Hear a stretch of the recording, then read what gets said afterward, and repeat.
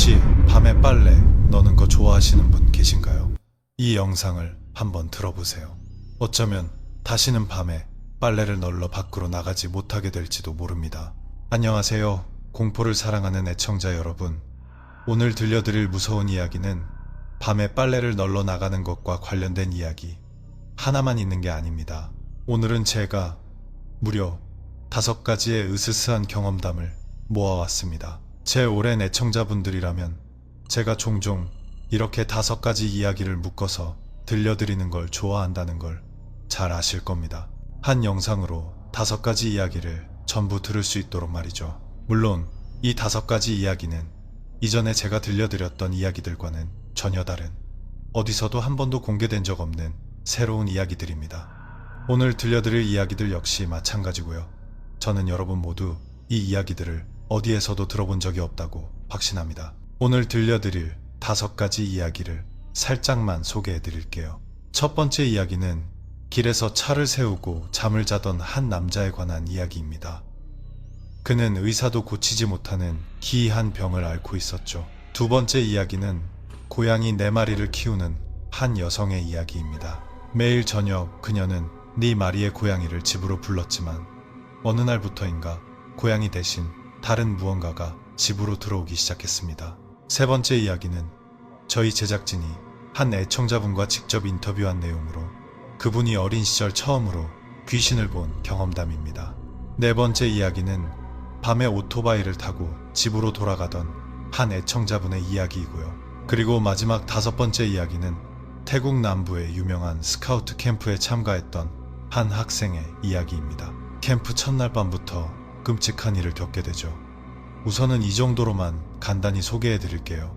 각 이야기가 정말 흥미진진하거든요. 이 채널을 처음 보시는 분이라면 절대 그냥 지나치지 마세요. 이번 에피소드가 벌써 400번째 특집이거든요. 귀신 이야기를 어떻게 하다 보니 400번째 에피소드까지 오게 되었네요. 처음에는 이렇게까지 오래 할 수 있을 거라고는 생각도 못했습니다. 많은 애청자분들이 아시겠지만 사실 저는 귀신을 정말 무서워하는 사람이거든요. 그런데 400번째 에피소드까지 왔음에도 그 두려움이 전혀 사라지지 않았습니다. 여전히 무서워요. 그래도 저는 앞으로도 오랫동안 여러분께 계속해서 무서운 이야기를 들려드릴 겁니다. 2068년 12월 31일에는 과연 몇 번째 에피소드에 도달해 있을까요? 한번 재미로 맞춰보세요. 어쩌면 애청자분들을 위한 깜짝 선물이 있을지도 모르니까요. 사실 400번째 에피소드에서도 뭔가를 하고 싶었지만 숫자가 그다지 예쁘지 않은 것 같아서요. 500번째 에피소드 때가 더 좋을 것 같습니다. 500회가 되면 우리가 뭘 할지 깜짝 이벤트를 한번 해보죠. 자, 그럼 오늘 이야기를 시작하기 전에 먼저 말씀드릴 게 있습니다. 부디 열린 마음으로 시청하고 판단해 주시길 바랍니다. 첫 번째 이야기는 잘못된 곳에서의 잠이라는 제목의 이야기입니다. 이 무서운 이야기는 노비라는 애청자분께서 보내주셨습니다. 높씨는 이전에 383번째 에피소드에서 할머니께 들은 귀신 이야기라는 사연을 보내주신 적이 있습니다. 그 에피소드에서는 할머니께 전해 들은 무서운 이야기였지만 오늘 그가 보내온 이야기는 그 사건 이후 본인이 직접 겪은 실화입니다. 수십 년 전으로 거슬러 올라가 당시 그는 한 회사에서 공구 영업사원으로 일하고 있었습니다. 그의 주된 업무는 용접기, 절단기, 연마기 같은 장비의 사용법을 시연하고 판매하는 것이었죠. 한 번은 그가 제품을 시연하고 판매 계약을 마무리하기 위해 촌불이 주로 출장을 가야 했습니다. 그는 그날 아침 일찍 촌부리로 출발했던 것을 똑똑히 기억합니다. 용접기 테스트 일정이 있었고 총 2군데의 공장을 방문해야 했기 때문이죠. 첫 번째 공장에는 오전 9시까지 도착해야 했습니다. 첫 번째 공장은 철제 캐비닛을 조립하는 곳이었습니다. 그는 약 8시경에 공장에 도착했는데 약속 시간보다 일찍 도착한 셈이었죠. 도착해서는 테스트에 사용할 용접기를 준비했습니다. 테스트를 진행해야 할 장소는 도색 부서였는데 철을 자를 때 나오는 먼지와 페인트 분진이 아주 많았습니다. 하지만 그건 크게 문제될 게 없었죠. 테스트 시간이 되어 시연을 하자 결과는 매우 좋았습니다. 고객은 제품에 아주 만족했고 그가 제안한 용접기를 구매하기로 결정했습니다. 첫 번째 공장에서의 임무를 마친 후 그는 두 번째 공장으로 향했습니다. 차를 몰고 가는 도중에 갑자기 눈이 따갑고 몸이 가려우며 콧물이 흐르고 머리가 어지러워지기 시작했습니다. 그는 이런 상태로는 도저히 일을 계속할 수 없다고 판단하여 근처 병원에 들러 의사의 진찰을 받기로 했습니다. 의사는 진찰 후 화학물질 알레르기로 인한 두드러기라고 진단했습니다. 의사는 그에게 항히스타민 주사를 놓아주면서 이 약을 맞으면 매우 졸릴 수 있으니 충분한 휴식을 취하라고 신신당부했습니다. 그는 괜찮다고 생각했습니다. 이제 공장 한 곳만 더 들르면 일이 끝났으니까요. 하지만 주사를 맞고 나서 두 번째 공장으로 차를 몰고 가는 동안 증상은 점차 나아졌지만 약의 부작용은 점점 더 심해졌습니다. 기계를 테스트할 때도 약간 졸렸지만 차 안에 시원한 에어컨 바람을 쐬자 졸음이 걷잡을 수 없이 몰려와 하마터면 졸음운전을 할 뻔했습니다. 그는 이대로는 안 되겠다 싶어 길가에 차를 세우고 1시간 정도 눈을 붙이기로 했습니다. 마침 길가에 흙으로 된 공터가 보였고 햇볕을 가려줄 커다란 나무도 있었습니다. 너무나 자고 싶었던 그는 흙길을 달려 나무 아래에 차를 세웠습니다. 차를 세우고 보니 정말 좋은 결정이었다는 생각이 들었습니다. 나무 아래는 시원했고 바람도 솔솔 불어왔습니다. 차창을 열고 자도 전혀 덥지 않았죠. 햇볕도 들지 않았고요. 그는 시트를 뒤로 젖히고 눕자마자 약 기운과 피로 때문에 순식간에 잠이 들었습니다. 하지만 잠이 든 지 얼마 되지 않아 그는 잠에서 깨어났습니다. 마치 주변에서 누군가 서성이는 소리가 들리는 것 같았습니다. 발소리뿐만 아니라 차 밖에서 사람들이 속삭이는 소리도 들렸습니다. 마치 사람들이 지나다니는 시장 한복판에 누워있는 기분이었습니다. 그는 천천히 눈을 떴지만 눈을 떴을 때 주변에는 아무도 없었습니다. 너무 졸렸던 그는 별 신경 쓰지 않고 다시 눈을 감으려 했습니다. 이번에는 1시간 반에서 거의 2시간 가까이 잠을 잤다가 다시 깨어났습니다. 이제 몸 상태는 많이 좋아졌고 특히 졸음은 거의 사라졌습니다. 그는 흙 공터를 빠져나와 방콕으로 차를 몰았습니다. 그 공터를 빠져나올 때 그는 비로소 알아차렸습니다. 공터에서 조금 떨어진 곳에 후앙수이가 있었던 것입니다. 후앙수이는 중국인들의 묘지를 말하는데 그가 방금 차를 세우고 잤던 곳도 그 묘지 부지의 일부였던 것 같습니다. 혹시 보신 분이 있을지 모르겠는데 보통 넓은 공터에 봉분처럼 무덤이 있고 비석이 세워져 있습니다. 때로는 좋은 터를 찾기 위해 넓은 들판이나 산 중턱 같은 곳에 만들기도 하죠. 어느 가문이냐에 따라 장소는 달라집니다. 그는 차를 세울 때 아무 생각도 하지 않았습니다. 그저 너무 졸려서 잠시 눈을 붙이려고 했을 뿐이죠. 그저 잠만 잤을 뿐 나쁜 짓을 한 것도 아니었습니다. 그 후 그는 차를 몰아 방콕으로 향했습니다. 집에 도착하자마자 그는 서둘러 샤워를 하고 밥을 먹은 뒤 잠자리에 들었습니다. 일로 인한 피로와 약 기운이 아직 남아 있었기 때문이죠. 그날 그는 해가 지기도 전에 잠이 들었습니다. 다음날 아침 그는 약간의 두통과 함께 잠에서 깼습니다. 침대에서 일어나려던 순간 그는 그대로 바닥에 쓰러지고 말았습니다. 그 순간 마치 왼쪽 다리가 사라진 것 같은 느낌이었습니다.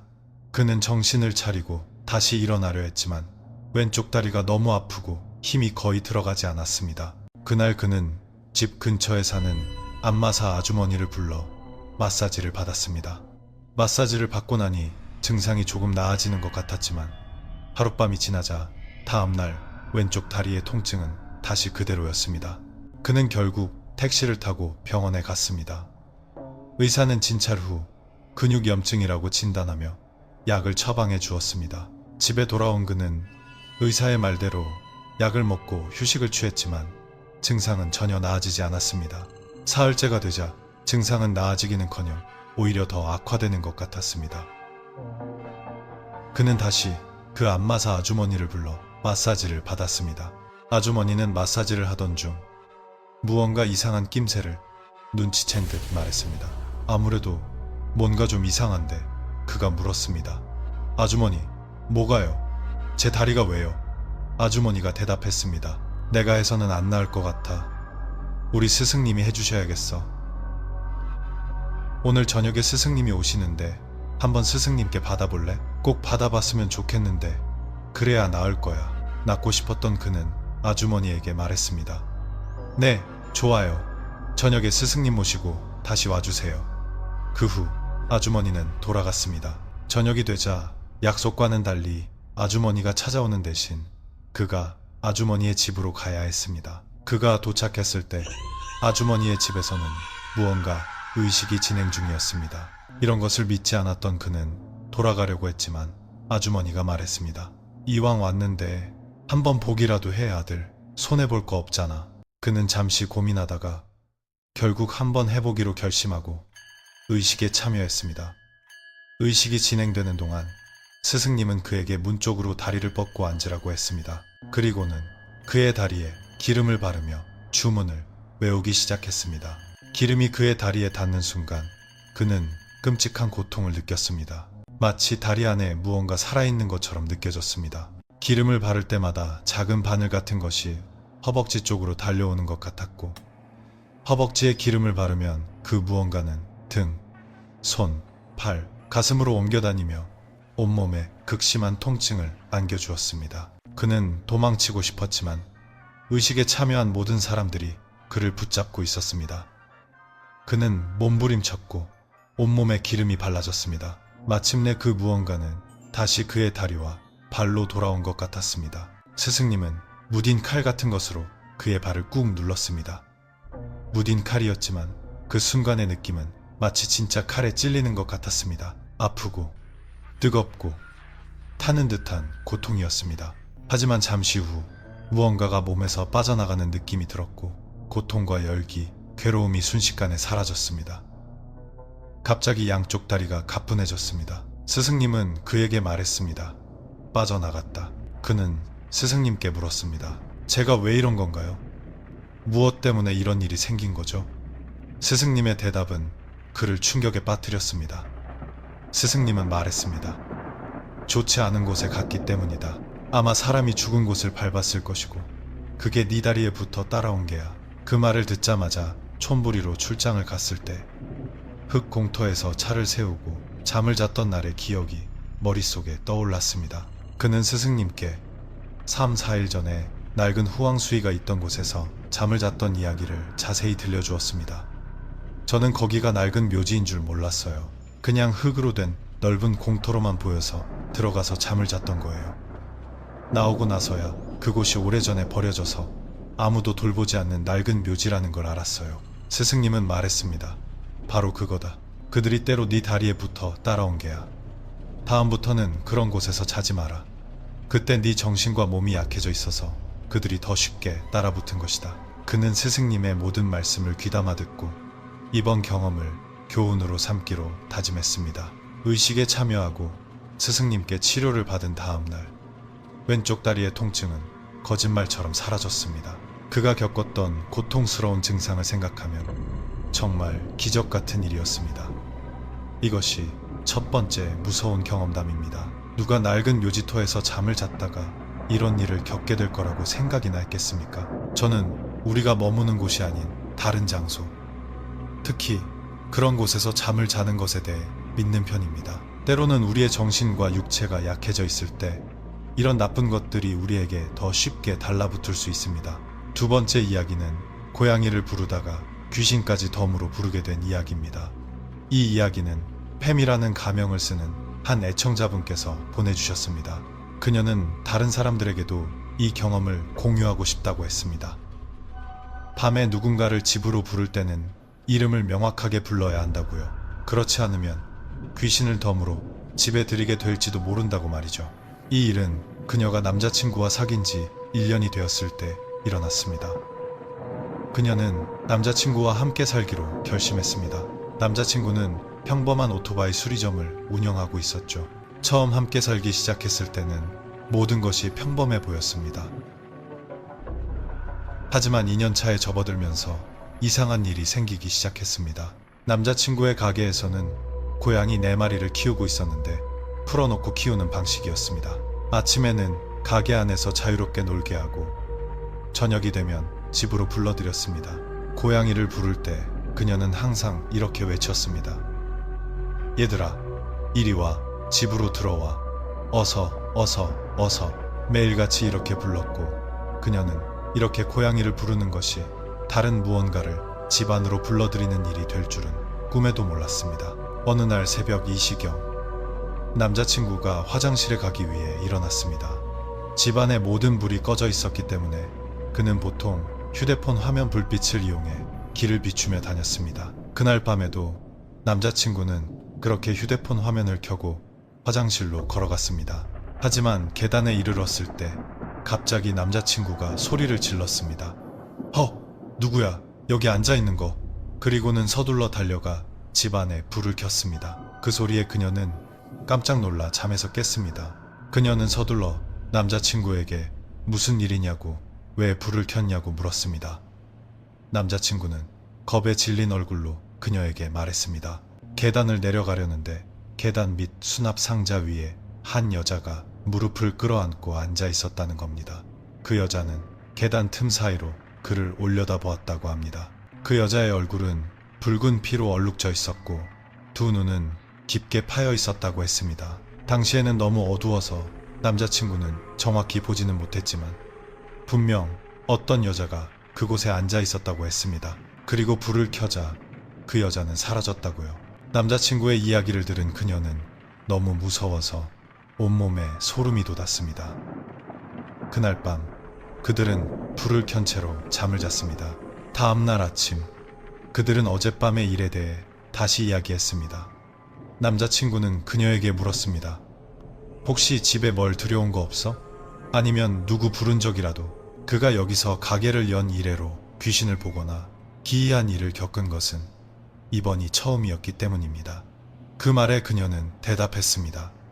아니, 부른 사람 없는데 굳이 부른 게 있다면 고양이들 집에 들어오라고 부른 것뿐이야. 그러자 남자친구가 말했습니다. 그럼 이제부터 부르지 마. 그냥 알아서 들어오게 놔둬. 남자친구는 그녀가 특정 이름을 부르지 않고 얘들아, 이리 와. 집으로 들어와라고 부른 것 때문에 집 밖에 있던 떠돌이 영혼이 그 소리를 듣고 들어온 것일지도 모른다고 생각했습니다. 게다가 가게가 있는 곳에는 산 프라품 토지신을 모시는 작은 사당이 없었습니다. 이전의 땅 주인이 땅에 대한 애착이 아주 강해서 죽기 전에 자식들에게 내가 죽으면 집에 못 들어오니까 절대 사당을 세우지 말라고 신신당부했기 때문입니다. 그래서 다른 영혼들이 쉽게 들어올 수 있었던 거죠. 이런 일이 생겼지만 그녀는 귀신을 어떻게 쫓아내야 할지 몰랐고 그래서 그냥 시간이 흐르도록 내버려 두었습니다. 그 때문에 때때로 외부 사람들이 집 안에서 기이한 존재를 마주치곤 했습니다. 한 번은 친구가 가게로 그녀를 찾아왔는데 우연히 그날 그녀와 남자친구는 가게에 없었습니다. 가게 문을 닫아두었지만 친구는 그걸 모르고 그녀가 그냥 문만 닫아둔 줄 알았죠. 그래서 가게 유리창 틈으로 안을 들여다보았습니다. 혹시 그녀가 안에 있을까 해서요. 그리고는 보았습니다. 방 안에 불이 켜져 있었고 한 여자의 뒷모습이 지나가는 것을요. 친구는 그게 그녀인 줄 알고 문을 열어달라고 소리쳤지만 아무도 문을 열어주지 않았습니다. 그래서 친구는 그녀에게 전화를 걸었습니다. 야, 나 네 가게 앞인데 어디 갔어? 빨리 와서 문 좀 열어줘. 그녀는 친구에게 말했습니다. 나 오늘 가게에 없어. 문 닫았어. 그러자 친구가 소리쳤습니다. 없긴 왜 없어? 방금 네가 가게 안에서 걸어다니는 거 봤는데. 그녀는 잠시 침묵하다가 친구에게 솔직하게 말했습니다. 네가 본 거 나 아니야. 아마 귀신일 거야. 그날 이후로 친구는 그녀를 찾아올 때마다 항상 가게에 있는지 먼저 전화로 확인했습니다. 또다시 그런 일을 겪을까봐 두려웠기 때문이죠. 현재 그녀의 가게는 여전히 그 자리에 있습니다. 무서운 일들도 예전과 비슷하게 계속 겪고 있지만 이제는 오히려 익숙해져 버렸다고 합니다. 그리고 고양이를 가게나 집으로 부를 때 이제 그녀는 들어와라고 부르지 않습니다. 대신 예를 들어 금동아, 은동아, 들어와, 얘들아, 들어와 와 같이 이름을 부릅니다.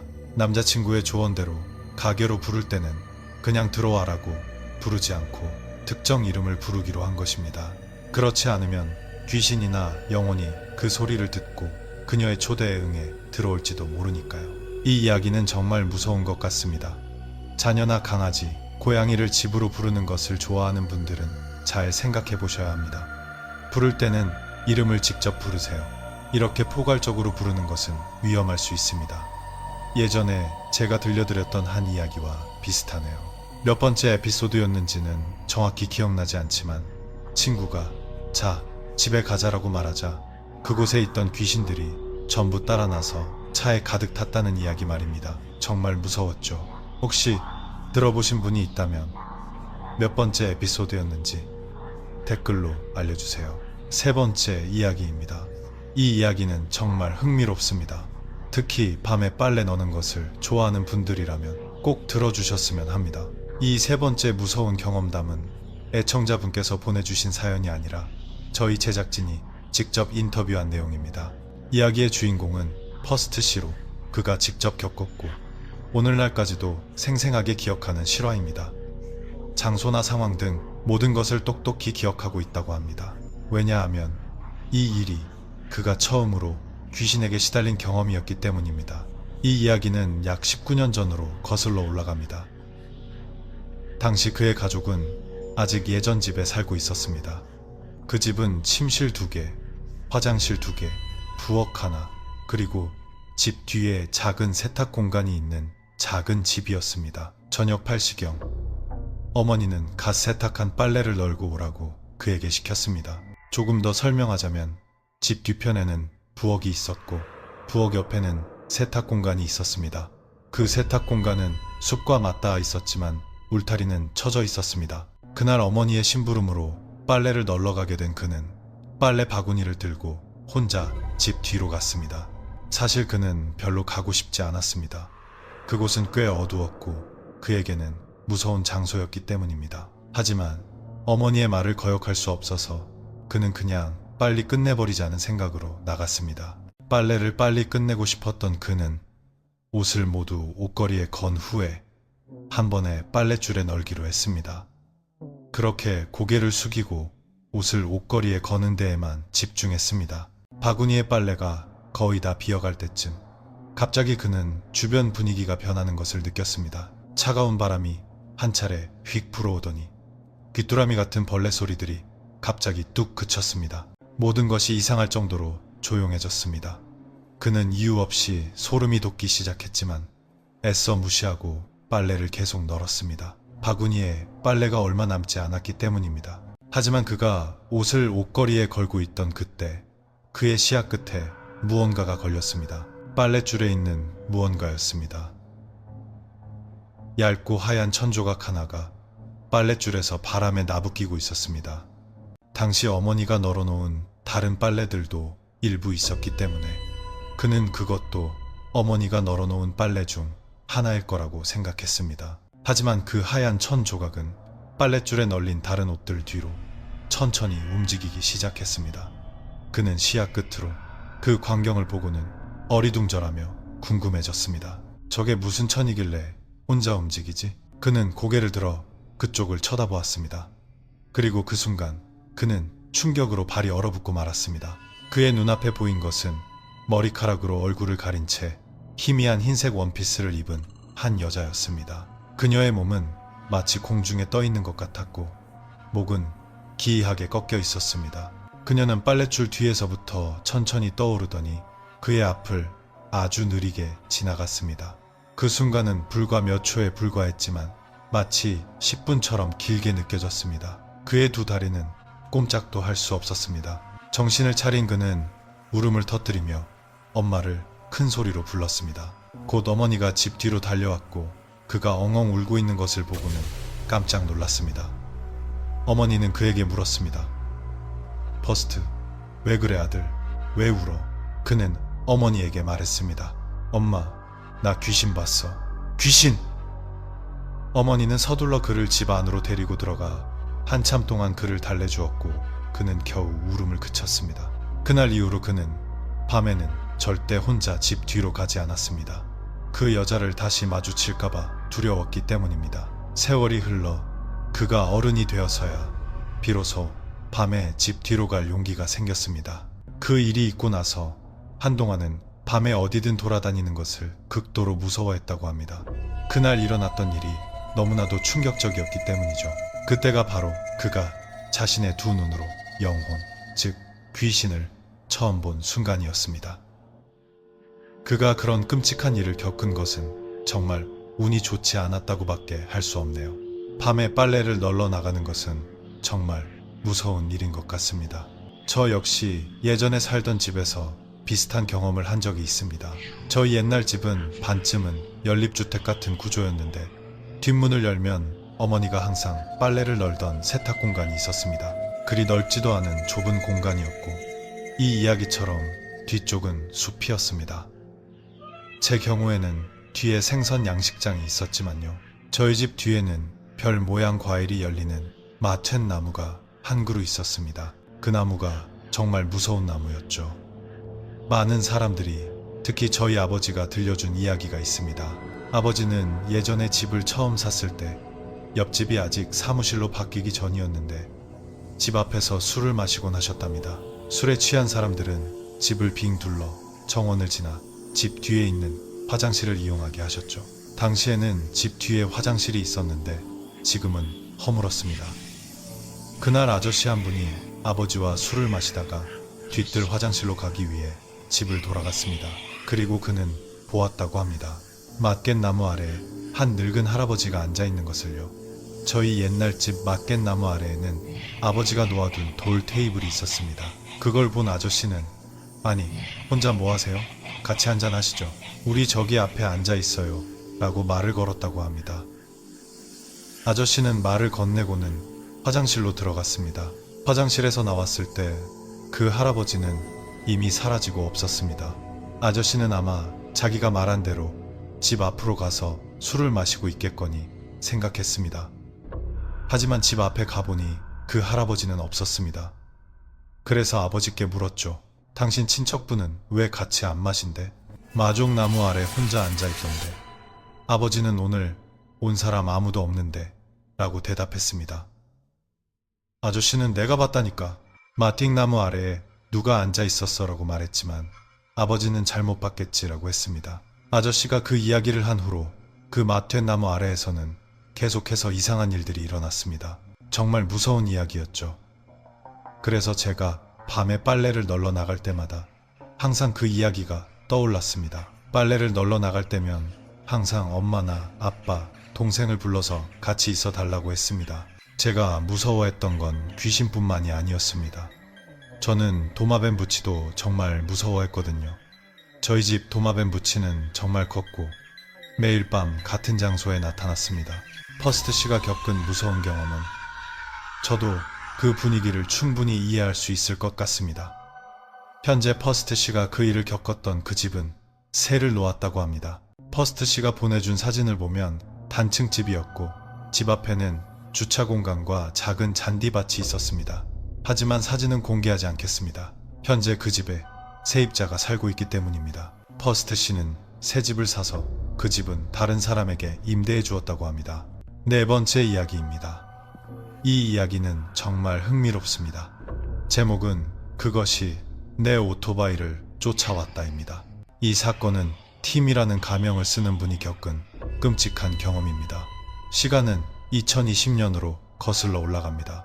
그는 그날을 똑똑히 기억합니다. 그와 그의 여자친구는 여자친구의 집에서 치앙마이시에 있는 그의 집으로 돌아가야 했습니다.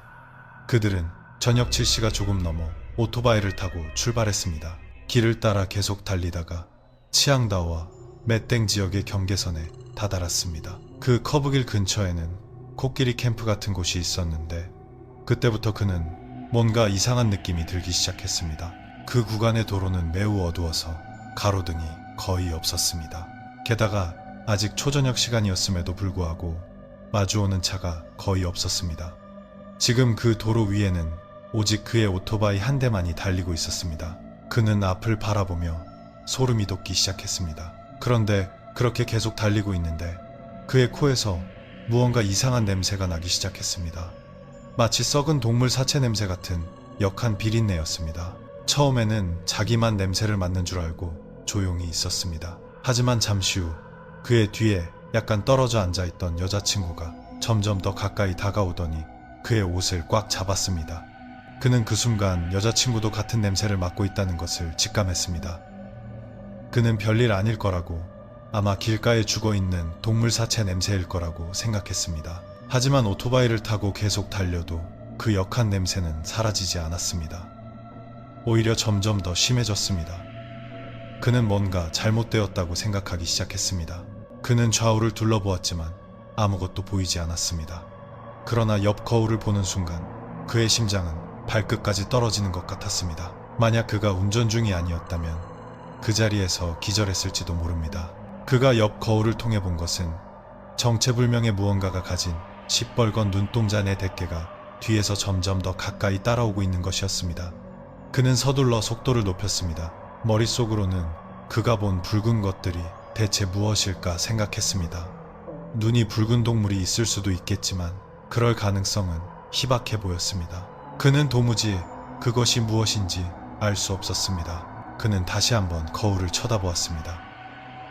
이번에는 그 붉은 눈동자의 정체가 무엇인지 제대로 확인하기 위해 집중해서 보았습니다. 그리고 그것의 전체 모습을 본 순간 그는 하마터면 오토바이의 균형을 잃을 뻔했습니다. 지금 오토바이를 쫓아오고 있는 그것은 영락없는 아수라의 모습이었습니다.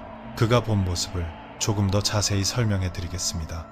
청취자 여러분, 부디 열린 마음으로 들어주십시오. 팀 씨가 본 아수라는 70, 80대 노인과 비슷한 모습을 하고 있었지만 네 발로, 즉 손으로 땅을 짚으며 달리고 있었습니다. 하지만 사람과 완전히 같지는 않았습니다.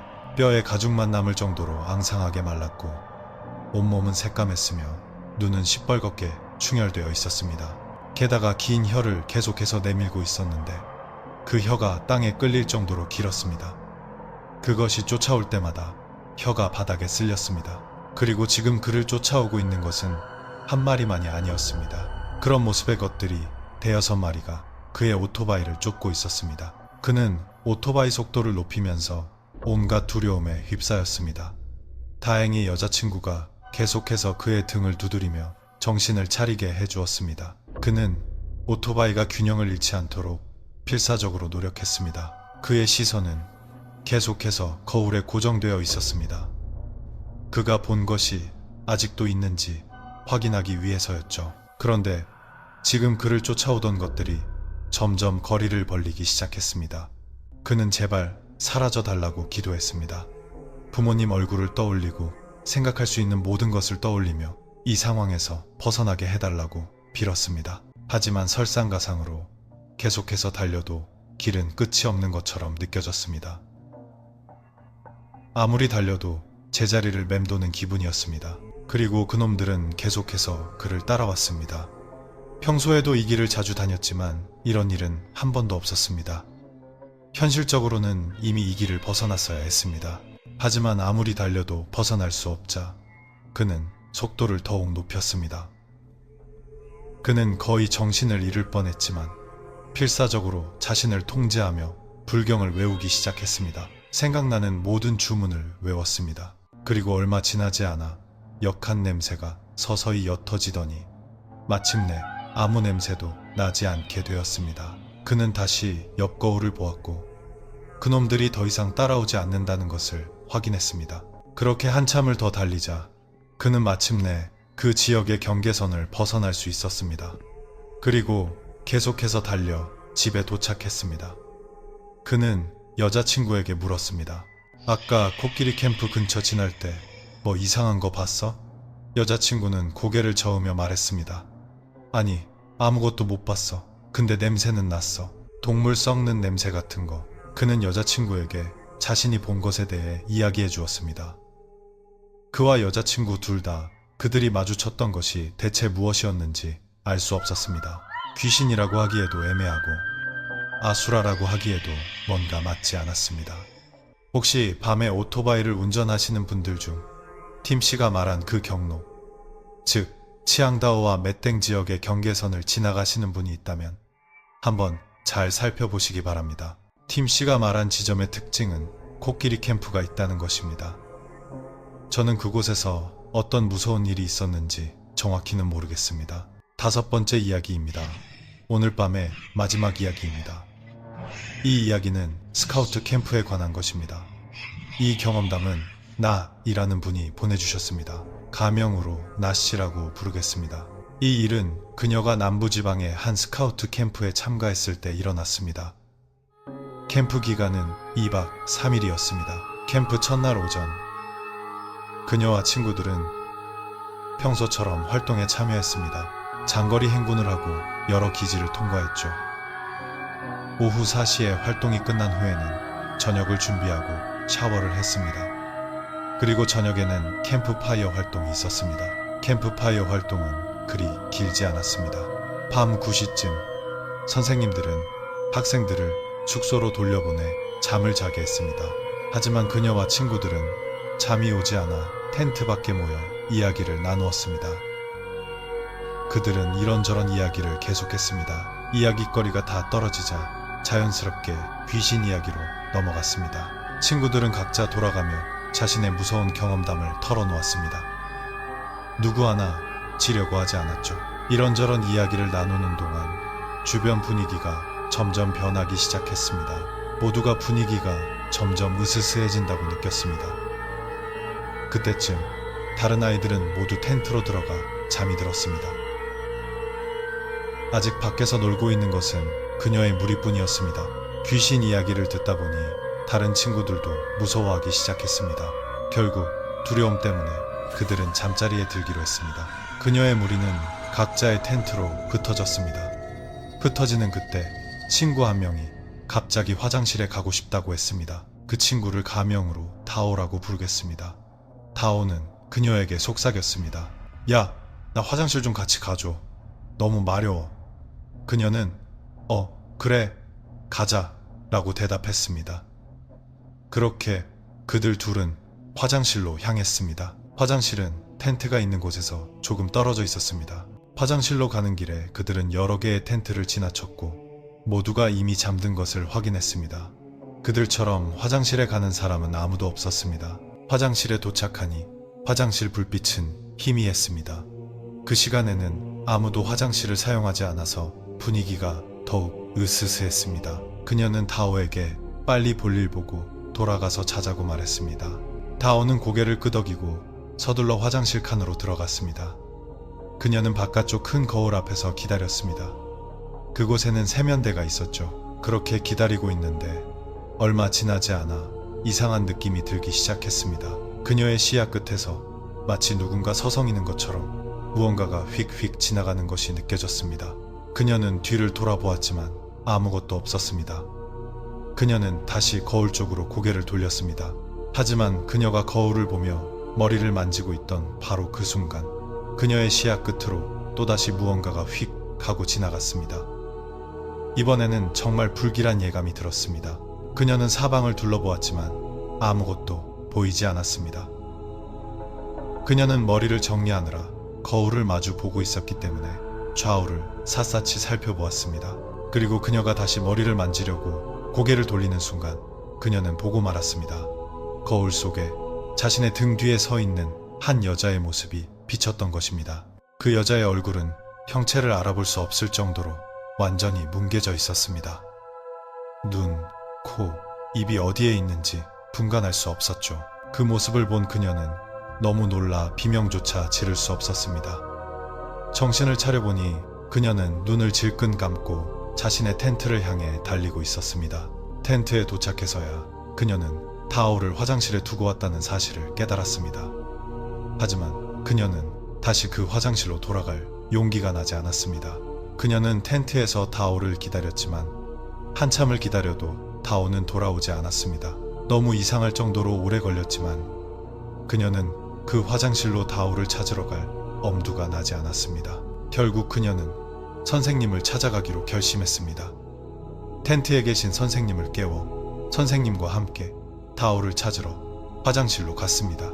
처음에는 그녀와 선생님 둘이서 화장실에 갔지만 그곳에는 아무도 없었습니다. 다오의 텐트로 돌아가 봐도 다오는 없었습니다.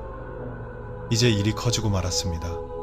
친구가 사라진 것입니다. 선생님은 서둘러 다른 선생님들을 불러 다오를 함께 찾아 나섰습니다. 말 그대로 캠프의 모든 선생님들이 그녀의 친구를 찾기 위해 동원되었습니다. 선생님들은 모든 곳을 샅샅이 뒤졌지만 다오를 찾지 못했습니다.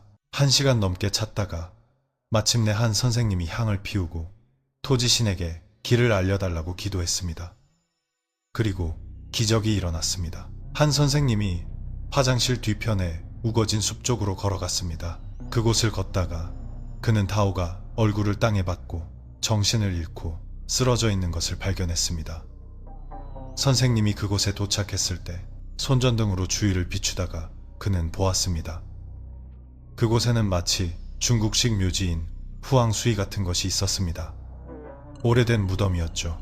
그는 서둘러 다오를 불렀지만 아무리 불러도 다오는 깨어나지 않았습니다. 선생님은 서둘러 다오를 안고 캠프의 의무실로 데려갔습니다. 선생님이 다오를 찾은 후 그녀에게는 텐트로 돌아가 자라고 했습니다. 선생님들이 다오를 돌볼 것이라고 말이죠. 그날 밤 그녀는 다오에게 무슨 일이 있었는지, 왜 그곳에 쓰러져 있었는지 물어볼 기회가 없었습니다. 그녀는 아침이 되기를 기다렸다가 다른 친구들과 함께 의무실로 다오를 찾아갔습니다. 그녀는 다오에게 물었습니다. 어젯밤에 무슨 일 있었어? 다오는 이야기하기 시작했습니다. 어젯밤 화장실에서 나왔을 때 그녀가 기다리고 있지 않았다고 합니다. 하지만 다오는 별 생각 없이 그녀가 장난을 치고 있거나 어디론가 산책을 갔을 거라고 생각했습니다. 그래서 세면대에서 손을 씻으며 기다리고 있었습니다. 다오가 손을 씻고 있을 때 화장실 뒤편에서 한 여자가 우는 소리가 들려왔다고 합니다. 흐흐흐 하는 여자의 울음소리였습니다. 다오는 그게 그녀가 장난치는 소리일 거라고 생각하고 화장실 뒤로 가보았습니다. 하지만 그곳에 있던 것은 그녀가 아니었습니다. 평범한 옷을 입은 한 여자가 등을 돌리고 앉아 울고 있었습니다. 그때 다오는 그게 귀신일 거라고는 생각하지 못했습니다. 캠프에 있는 사람 중 누군가가 몰래 와서 울고 있는 것이라고 생각했죠. 그래서 그녀는 물었습니다. 무슨 일이에요? 괜찮아요? 다오가 묻자 그 여자는 울음을 그치고 천천히 고개를 돌렸습니다. 그때 화장실에서 새어나오는 희미한 불빛 때문에 그 여자의 얼굴이 잘 보이지는 않았지만 평범한 여자의 얼굴이 아니라는 것은 즉시 알 수 있었다고 합니다. 다오가 본 그 여자는 얼굴 전체가 피투성이었고 형체도 알아볼 수 없게 뭉개져 있었습니다. 그 모습을 본 다오는 너무 놀라 쇼크로 바지에 다시 오줌을 지리고 말았습니다. 그리고 다오는 정신을 잃고 쓰러졌습니다. 다오가 본 마지막 장면은 그 여자가 입을 활짝 찢으며 미소를 지어 보인 것이었습니다. 그 장면을 보고 다오는 즉시 정신을 잃었다고 합니다. 다오와 이야기를 마친 후 그들은 어젯밤 사건이 일어났던 화장실 뒤편으로 가보았습니다. 그날은 밝은 대낮이라 빛이 환했습니다. 그들은 그곳에 정말로 무덤이 있는 것을 보았습니다. 후황 수위 같은 것이었지만 나무와 덩굴에 거의 뒤덮여 있었습니다. 캠프에서 일어난 그 사건은 선생님들이 아무리 비밀로 해달라고 부탁해도 결국 학생들 사이에 퍼지고 말았습니다. 그 후로 남은 기간 동안 화장실에 갈 때 혼자 가거나 둘이서 가는 사람은 아무도 없었습니다. 혹시 그날의 사건을 기억하는 애청자분이 계시다면 다오와 같은 기수였고 그날 밤의 이야기를 전해들어 잘 알고 계신다면 그날 밤의 사건이 얼마나 끔찍했는지 다른 분들께 댓글로 알려주세요. 저도 친구들과 텐트에서 자는 캠프에 참가한 경험이 있습니다. 대학교 1학년 때였는데 저희 대학에서 깬끄라찬 국립공원의 캠핑장으로 캠프를 갔습니다. 텐트를 치는 넓은 공터였고 대학 측에서는 텐트를 점점이 큰 원을 그리며 설치했습니다. 낮에는 괜찮았지만 밤에는 정말 무서웠습니다. 저희가 잤던 텐트는 강가의 캠핑장 같은 곳이었습니다. 많은 친구들이 밤에 이상한 소리를 들었다고 했습니다. 특히 강가 텐트에 있던 친구들은 마치 누군가 물에서 천천히 올라오는 듯한 소리를 들었다고 합니다. 이게 진짜인지 아닌지는 저도 잘 모르겠습니다. 그냥 친구들에게 전해들은 이야기일 뿐이니까요. 진짜로 들었는지 아니면 그냥 서로 겁주려고 지어낸 이야기인지는 모르겠습니다. 어쨌든 오늘 들려드린 이 모든 이야기는 애청자분들께서 보내주신 경험담과 저희 제작진이 직접 취재한 내용입니다. 오늘 들려드린 5가지 이야기, 5가지 경험담 모두 정말 무서운 이야기들이었습니다. 비록 아주 긴 이야기는 아니었지만 5가지 이야기 모두 정말 끔찍하다고 생각합니다. 저는 5 이야기 모두 10점 만점에 10점을 주고 싶습니다. 여러분은 어떤 이야기가 가장 무서웠나요? 제 개인적으로는 4번째 이야기, 팀씨가 들려준 아수라 같은 것이 오토바이를 쫓아왔다는 이야기가 가장 소름 돋았던 것 같습니다. 그 장면을 상상하니 저도 소름이 돋네요. 대체 어떤 존재이기에 개처럼 네 발로 달리는 걸까요? 팀씨가 본 것을 생각하니 지금도 온몸에 소름이 돋습니다. 카메라가 잡을 수 있다면 보여드리고 싶네요. 제 팔 전체에 닭살이 돋았습니다. 온몸에요. 정말 무섭습니다. 밤에 오토바이를 타고 집에 돌아가는데 그런 존재가 쫓아온다고 상상해보세요. 정말 끔찍할 겁니다. 혹시 여러분도 무서운 경험담이 있고 제가 오늘 들려드린 이야기들처럼 다른 분들께 공유하고 싶으시다면 저에게 보내주세요. 저는 항상 여러분의 이야기를 기다리고 있습니다. 짧은 이야기든 긴 이야기든 모두 환영입니다. 짧은 이야기라고 해서 재미없을까봐 걱정하지 마세요. 짧은 이야기들은 오늘처럼 이렇게 특별 에피소드로 묶어서 여러 이야기를 한 번에 들려드릴 수 있으니까요. 자, 그럼 오늘 밤 헤어지기 전에 만약 당신이 귀신 이야기, 무서운 이야기를 좋아한다면 우리는 같은 편입니다. 헤어지기 전에 400번째 에피소드까지 저와 함께 해주신 모든 애청자 여러분께 진심으로 감사드립니다.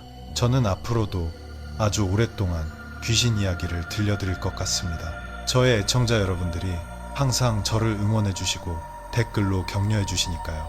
음악 소리가 너무 커요. 말이 너무 빨라요. 이런저런 부분을 수정해 주셨으면 좋겠어요. 같은 지적도 해 주시면 저는 계속해서 개선해 나가겠습니다. 저의 애청자 여러분들이 오랫동안 무서운 이야기를 즐겁게 들으실 수 있도록 말이죠. 부디 모두 좋은 꿈 꾸시길 바랍니다.